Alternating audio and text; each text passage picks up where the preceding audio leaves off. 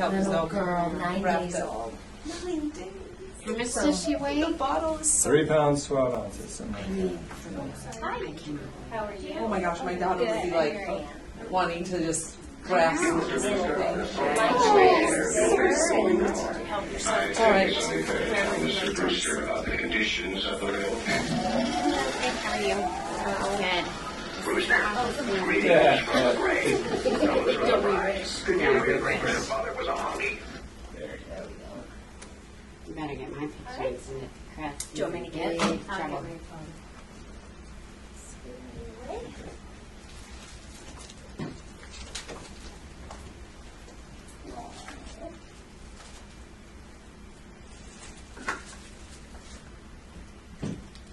Can you hear me?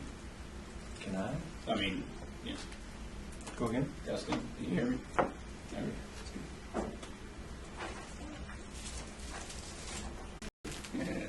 Are you okay?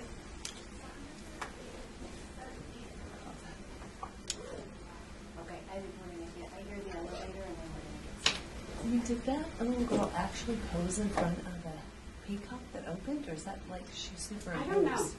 You know, That would be pretty that incredible. picture That's- has been here as long as I have, so Has we it? don't know.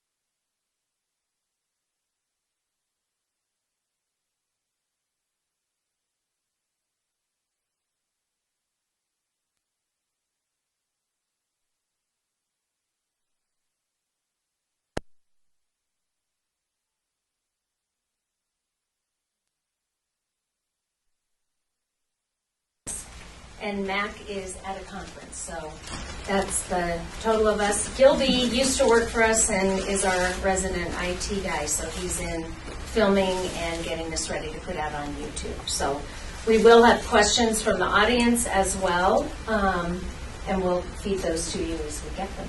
Okay. So welcome, Chris. Thanks. This is part 2 of Chris's information. Hi, my name is Chris Brock. I'm managing attorney for CCDC Probate Power. If you don't know what CCDC is the Colorado Cross Disability Coalition. They started a new probate and estate planning program about 6 months ago. I'm originally from Ohio. I moved out to Colorado about 5 years ago to attend CU Law, and I'm still here today. So today we're talking about wills, powers of attorney, and some other estate planning options. A thrilling subject, I know, but actually it's quite funny that wills are actually the basis for a ton of movies, and so I thought it would be a little fun to start off by showing a little clip from a movie that I love, that many of you probably have seen, but maybe not for a while. And so let's check this out. Maybe. And where's my going? What's that? Is there a reason why it's not? Oh, there we are. Oh, I opened it like 6 times. Okay.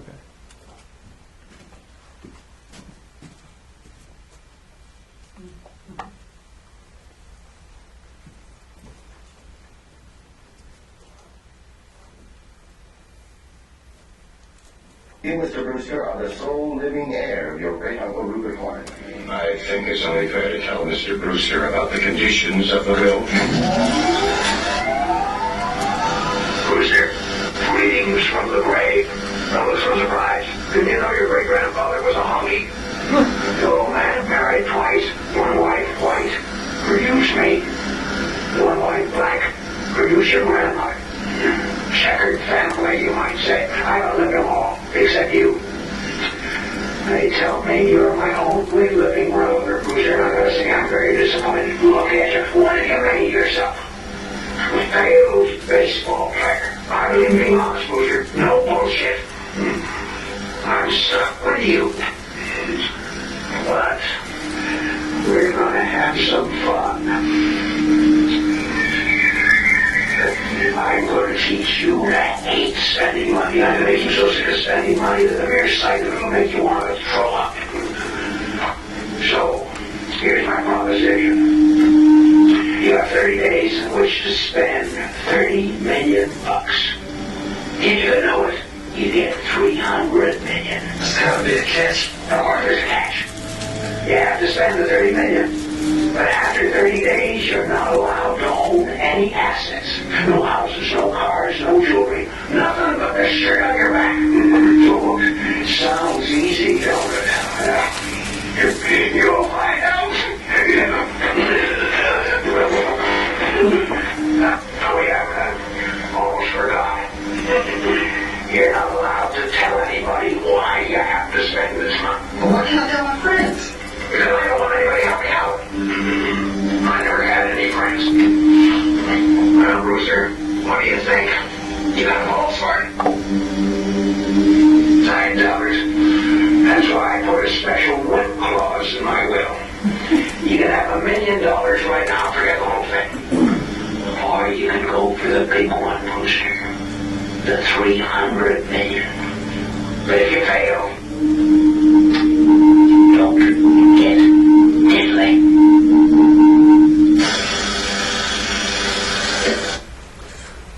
So the wills I've drafted so far haven't been that fun, with a $30 million clause and $300 million provision after that.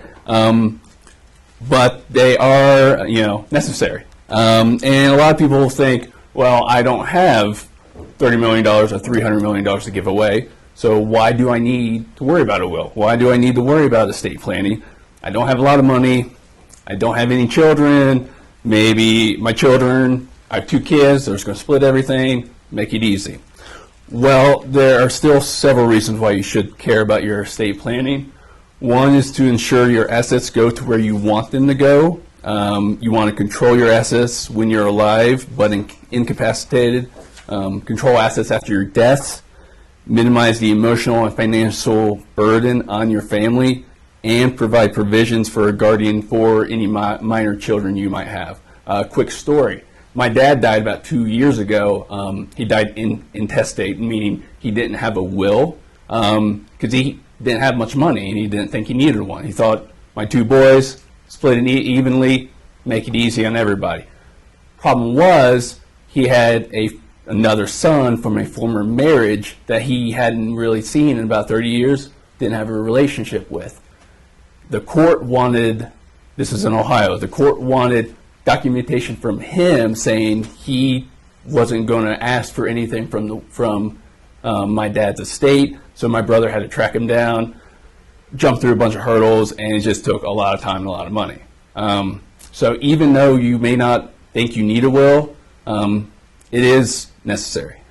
So how do you begin? First thing you should do, sit down with your spouse and start thinking about where you want your money to go. Designate what are called your beneficiaries. They could be your spouse, children, parents, siblings, maybe even friends and or even charities. Then you want to calculate your net worth. This is everything from all the money you have, stocks, bonds, investments, real estate, your life insurance, any retirement accounts, and any inheritance you've received. And then after that, once you go through those hurdles, then you'll want to contact an attorney if you want to go that route. We'll talk here in a minute that you can do so without an attorney if you really want to. By the way, if anybody has questions, just go ahead and raise your hand. Yes. So does the will dictate what goes on with the trust?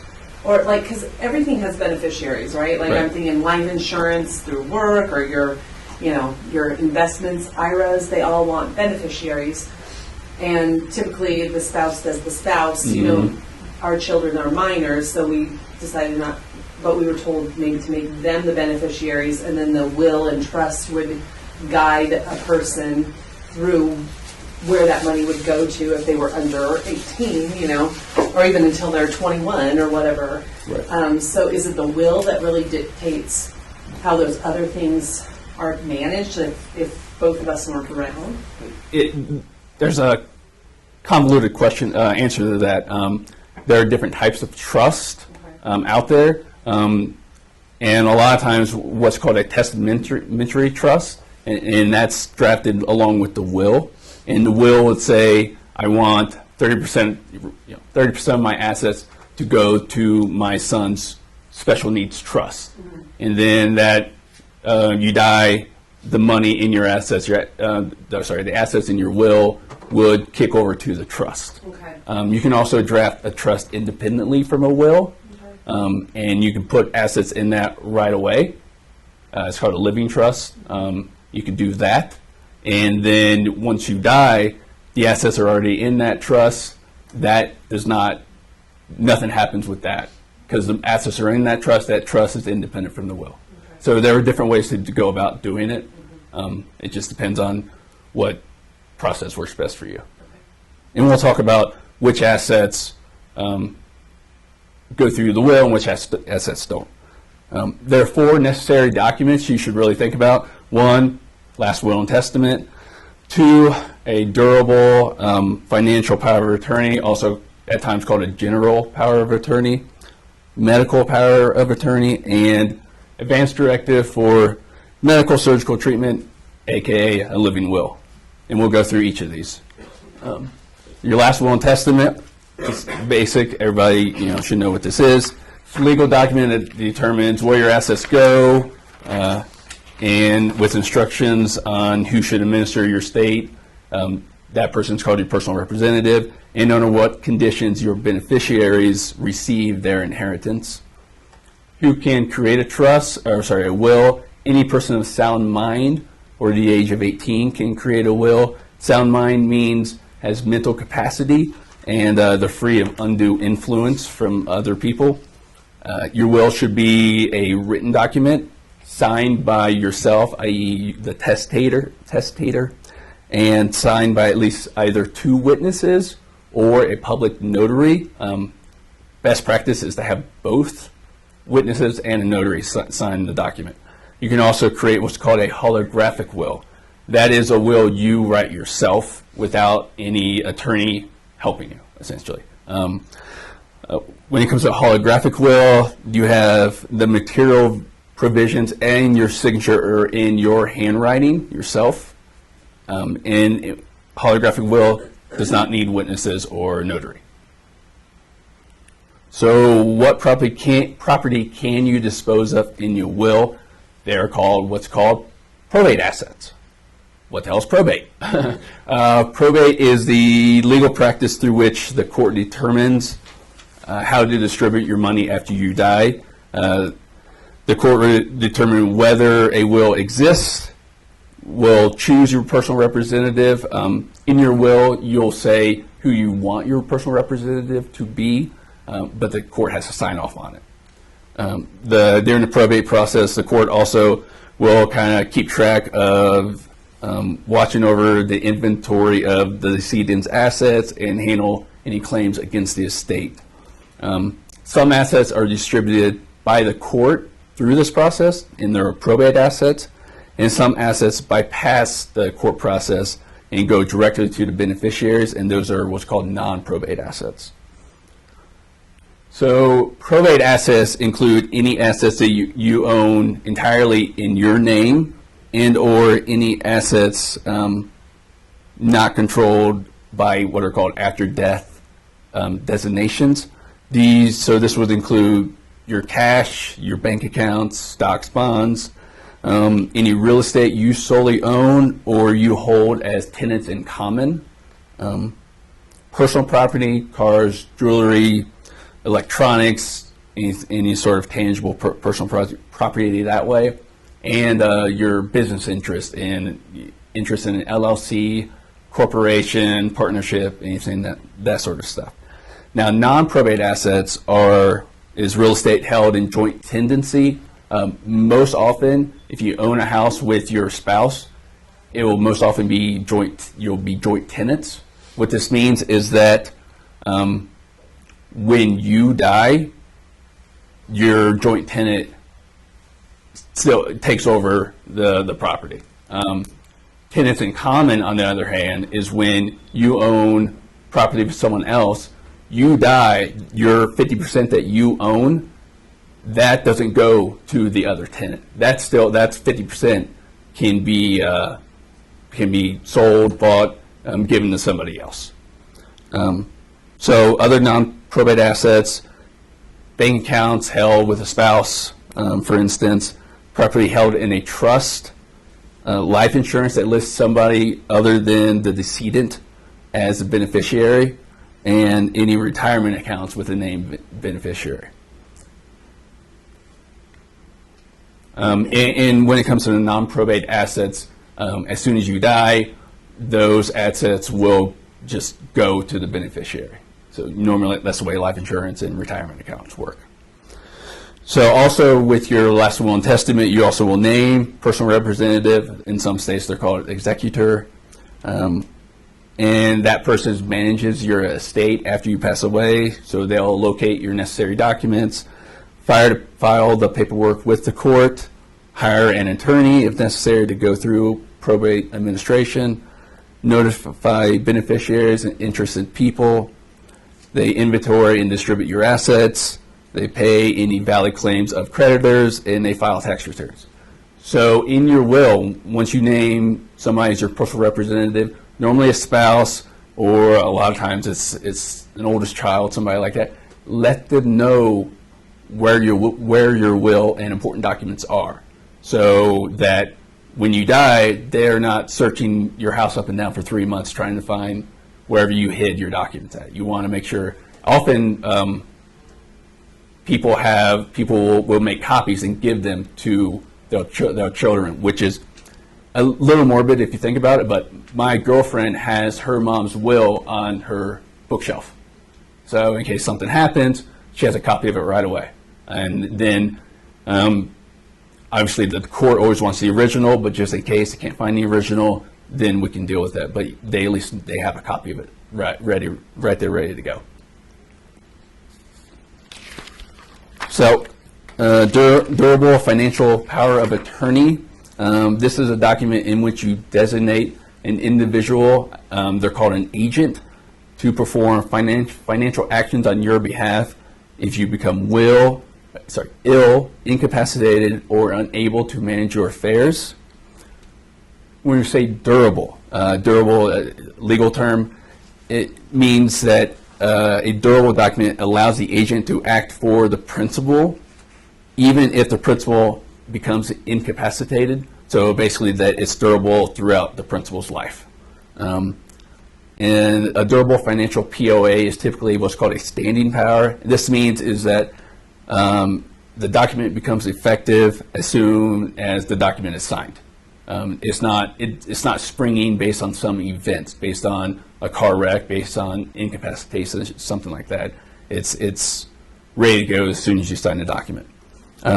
It incorporates a number of powers in the statutes that are really, really long and boring to read. Basically, it is financial help. So paying bills, acquiring or disposing interest in property, managing property, depositing or withdrawing from bank accounts, deeds, contracts, checks, those sorts of powers. You can also grant additional powers. Most financial power of attorneys has a long list that you can initial between next to additional powers. They're called hot powers. These give more power to the agent, including creating and revoking trust, changing beneficiary designations on trusts and retirement accounts, those sorts of powers. Next documents are medical durable power of attorney and living will. So a medical power of attorney, similar to the financial, is when you designate an agent to act on your behalf and when you're unable to make informed medical decisions for yourself. This is also a durable and standing power, typically like the financial POA is, and typically involves powers to make decisions on things like medical evaluations, treatments, long-term care, hospice care, those sorts of decisions. Typically, they also include a HIPAA authorization. So HIPAA is the law that protects your medical records, essentially. And if you want somebody to make medical decisions for you while you're incapacitated, he or she most likely needs access to your medical records and to discuss your medical records with your doctors. So in the medical POA, there'll be an authorization. There should be an authorization in there stating you have access to, or your agent has access to your medical records. Now, our living will is a document that declares that when what life-sustaining medical treatments or artificial nutrition, hydration, you will receive in the event you are either in a persistent vegetative state or you have a terminal condition. So a living will is only for those two conditions. You want to make sure your medical POA and your living will are consistent and clear as to which one has authority over the other.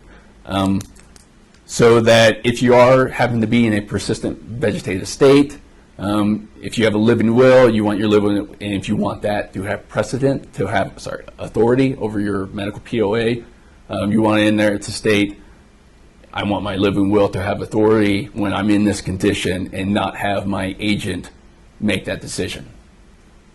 And both documents actually typically include an organ donation consent so that you can list that whether you want to donate your organs or not. There are additional documents to consider. First one's a trust, and this is a document that you can direct somebody to manage property. You can put assets in either beforehand or in your will to provide for either minor children or future generations. A lot of times you hear trust funds for college. That's a typical trust. It can be either irrevocable or revocable. And these are extremely, extremely important for families with special needs, or what are called special needs trusts. And I'll discuss those in depth at my next presentation.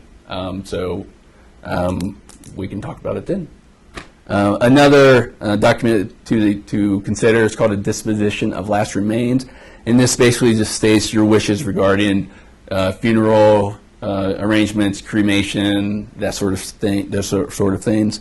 If you have minor children, you may want to think about a Delegation of Authority, and this is a document used by parents for minor children, where you can delegate powers for a temporary basis. This also works for incapacitated adults. If you're the guardian of a ward, often you can use something like this on a temporary basis. There's also two other medical documents you should think of. You have a CPR directive, which is essentially a stop sign for paramedics to stop performing CPR if your natural breathing stops. And there's what's called a MOST form, and this is a doctor's order that tells emergency personnel to essentially stop CPR and other emergency sort of measures in the event of a medical emergencies. What's important to know about these two last forms is that they are mostly, almost always, provided by a client's medical provider. So attorneys don't provide these two forms. Usually you have to get them from the doctor's office or like an emergency room. When it comes to, so once you get all this together, you do all of these things, you want to make sure you review it. I suggest at least once a year. It can be, some families do it on their anniversary. So they have a bottle of wine and nice dinner, and they get out their estate planning documents and go over them. Make sure everything's still what they want them to be. Because believe it or not, your life changes. And so tax laws change, your personal circumstances change, and net worth may change at times. The goal is to draft these documents so that they'll last 10, 20, 30 years, but sometimes they do need to be updated, and you can get it updated quickly with a codicil, or sometimes you do need to redraft an entire new will or entire new trust. So what does this look like in practice? So let's put it all together here. So we have a married couple, James and Cadence. They're in their early 40s. They have two sons, aged 12 and 10. And the youngest has Down syndrome. So a few months ago, they completed their estate planning documents. They went through an attorney. They got a will, financial POAs, a living will. They decided to do disposition of last remains, just to make sure everybody was clear on that. And they've got a special needs trust for their youngest son, knowing that he would need financial help in the future. So last week, or a while ago, James, being stupid, riding his motorcycle one evening down Colfax, and if you know the drivers on Colfax, gets in a car wreck. And he wasn't wearing a helmet, so he's in a coma. Cadence then, because he's incapacitated in a coma, Cadence becomes his agent under his medical and financial powers of attorney, and she makes all his medical and financial decisions for him while he's in this state. A few weeks later, after discussions with the doctors determines that he's in a persistent vegetative state and will not be getting out of it. Rather than have Cadence make this heart-wrenching decision on her own, James, in forethought, signs a living will stating that he didn't want to live in this condition, that he wanted all life-sustaining procedures taken away if he ever got in this condition. So rather than Cadence making that decision, James made it ahead of time. So all procedures are stopped and James dies. So James, then in his disposition of last remains, stated he wanted to be cremated and his ashes spread in Rocky Mountain National Park. So Cadence has that done, and they go up to Estes Park and do so. Then, they read the will in accordance with James. In accordance with James's will, all of his property goes to Cadence. That's that. So Cadence never ends up remarrying. 12 years later, unfortunately, she gets cancer and dies. Her will states that her property is to be split 30% to her oldest son, 60% to her youngest son's special needs trust, and 10% to her favorite charity, American Cancer Society. The oldest son, he's over 21, receives his inheritance outright, and he uses to pay off the student loans. Now, the youngest son, he gets his inheritance in his special needs trust. Because they're in this trust, they do not count as assets for his public benefits, so thus he's able to live a decent, semi-independent life while still having access to SSI and Medicaid. Because James and Cadence planned ahead, they minimized the emotional burden on their families, determined where the assets were to go, and helped their youngest son maintain his public benefits by using a special needs trust. So you can see that in a nutshell how these documents work together. So that's the end of my presentation. There's my contact information. If you have any questions, email me, call me, and I'll answer questions now. There is one question online. Okay. How does an advance directive fit in with these documents? Okay. Can you repeat the question, because I'm not sure Yes. you can hear Okay. me? The question was, how does an advance directive fit in with these documents? So let me go back. Let's see. Is it there? No. So advance directive, i.e. living will, it's only for two conditions: a persistent vegetative state and when you have a terminal illness. And so a lot of times when you're in those conditions, that can be a really hard decision for your families to make, especially if your agent is your wife or your husband or a child. They don't want to make that decision. They don't want to say pull the plug. Pull the plug. There's really no plug to pull, to be honest. And so while a wife may have medical power of attorney and can make medical decisions for her husband, a living will can take the decisions for those two conditions out of her hands, and he can say, if I'm in this state, I do not want to live in this state. Or, yes, please keep me on the monitor for the next 40 years. So it fits in. It's just for those two conditions to make sure that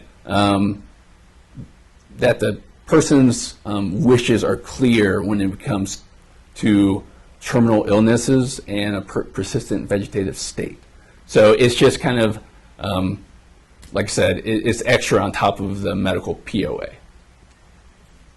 I hope that answers, yes. Regarding the living will and trust for, the will and trust for trust for special needs. Yes.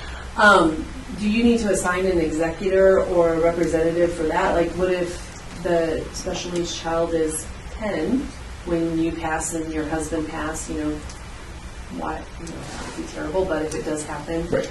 somebody would need to manage that money for your child going forward. Correct. Any trust that is written, that's drafted, especially a special needs trust, there's somebody called a trustee that controls the money, the assets that are in the trust. So what's great about a special needs trust is that a beneficiary has absolutely no direct access to any of the assets in the special needs trust. Okay. Because he or she has no direct access to it and cannot mandate any sort of distributions from it, it does not count as assets to him or her. Only the trustee. Right, and so the trust essentially is an independent entity, even for tax filing purposes. It's an independent entity, and the trustee controls all the assets in the trust.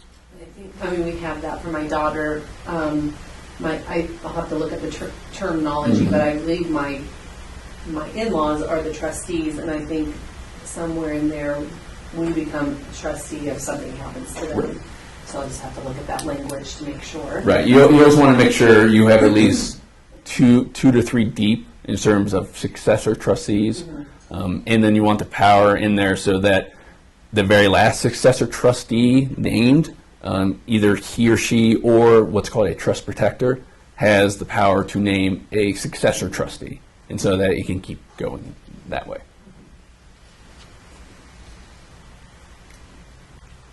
Any other questions? All right. Well, thank you for your time, and please contact me if you have any questions. When's the next one about special needs I trust? think March 9th? I think it's March 9th, I knew you were believe, gonna ask. off the top of my head. Will we get an I email bel- again? Yeah, oh, yes, yes, Okay. yes, yes. We'll put it out in a sign up again, and we're gonna do You it check at my 11:30 calendar. I again. think I it is believe on it there. is March 9th. I will verify. Yes, it is March 9th. Okay. And we'll send out another sign up for Okay. that, Cool. I'm really interested in that. 11:30, right? You said March Yeah. I think 9th. we just decided, we were trying to decide what time of day was better for people, but given the online response today, you can tell people, it's easy for people to look at it over lunch, so this was a little better time. I'm sure Chris will hang for a little bit Oh, if yeah. you have any I need to specific grab a little lunch questions. myself. Yeah.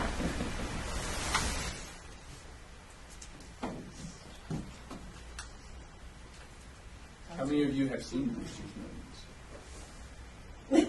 Oh, yeah? What's the movie? Brewster's Millions. Oh, I haven't. No? I love Brewster's. It's a good.